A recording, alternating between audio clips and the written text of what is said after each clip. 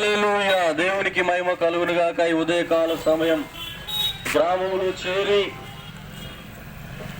ఈ సువార్తను అనగా ఈ మాటలను ప్రకటించుటకు కారణం ఏంటిదంటే, పరిశుద్ధ గ్రంథములో ఒక మాట ప్రభువులాగా సెలవిస్తా ఉన్నాడు.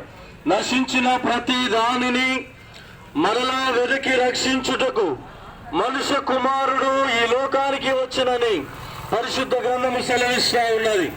నశించిపోయేది ఏమిటంటే, దేవుడు మానవుని తన స్వరూపములో అనగా ఆయన ఎలాగైతే ఉన్నాడో ఆ రూపంలో మానవుని ఆయన చేశాడు.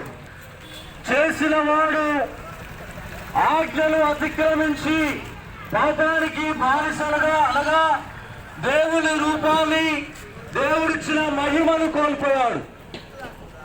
పాపం అంటే ఏమిటంటే ఆజ్ఞ అతిక్రమమే పాపం. ఆజ్ఞ అతిక్రమం అనగా దేవుడు చెప్పిన మాటను కాదని మనిషి ఆ మాటకు విధేయుడయ్యాడు. అదే పాపం.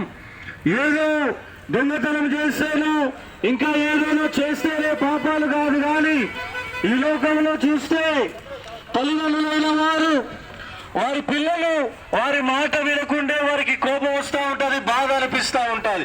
అలాగే దేవుడు చేసిన తన స్వరూపంలో చేసిన తన పిల్లలు మాటకు విధేయులు కాక అవిధేయులై ఆయన మాటకు లోబడకపోవడమే పాపం.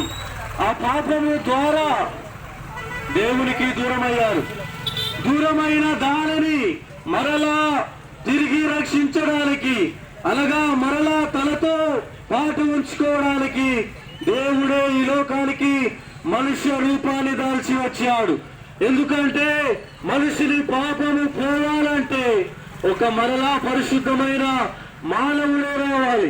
గొర్రెల రక్తము ద్వారానో ఎడ్ల రక్తము ద్వారానో మనుషుల పాపము పోదు.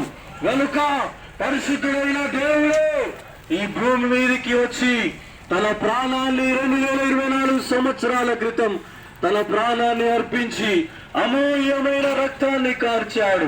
ఇప్పుడు మనం చేయవలసినది ఏమంటే, రోమపత్రికలో ఒక మాట పరిశుద్ధ గ్రంథములో సెలవిస్తా ఉన్నది.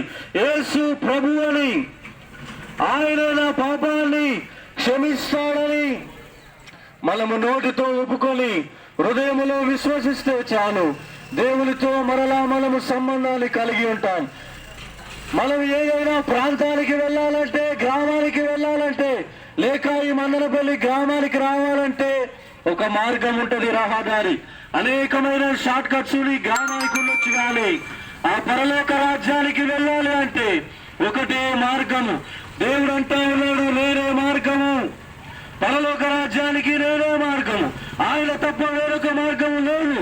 గ్రామాలకు వెళ్ళాలంటే ఎన్నో షార్ట్ కట్స్ ఉండొచ్చు. కానీ పరలోక రాజ్యానికి వెళ్ళాలంటే ఆయన ఒక్కడే మార్గమై ఉన్నాడు. గనక ఆ మార్గమైన క్రీస్తుని మనం వెంబడిస్తూ ఆయన యొద్దకు మనం వెళ్ళాలి. పరలోక రాజ్యానికి మార్గం ఆయనే, మన పాపముల నుంచి విడిపించువాడు ఆయనే. కనుక ఈ ఉదయకాల సమయము యేసు ప్రభు అని నోటితో ఒప్పుకొని హృదయంలో విశ్వసిస్తే చాలు, ఆయన రక్తములో మనల్ని కడిగి శుద్ధీకరించి పవిత్రపరిచి ఆయనతో పాటు మనల్ని ఉంచే దేవుడు. గనక ఈ ఉదయకాలం ఈ మాటలు వింటున్న వారందరూ కూడా యేసు క్రీస్తు రక్తములో కడగబడాలని, ఆయన ప్రభు అని నోటితో ఒప్పుకుంటే చాలు, మన పాపముల నుంచి మనం విముక్తులం అవుదాం.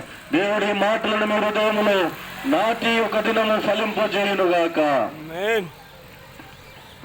ప్రార్థన. మహాగరుడ, మహోన్నతులమైన మా దేవాని ఘనమైన నామానికి స్తుతులు స్తోత్రాలు చెల్లిస్తున్న మా పరమ తండ్రి, నీకు వందనాలు ప్రభా, నీకు స్తోత్రమైనా. ఈ గ్రామాన్ని మీరు ప్రేమించి ప్రభా, మమ్మల్ని అందరినీ కూడా ప్రభా ఇగో ఈ గ్రామానికి నడిపించి ప్రభా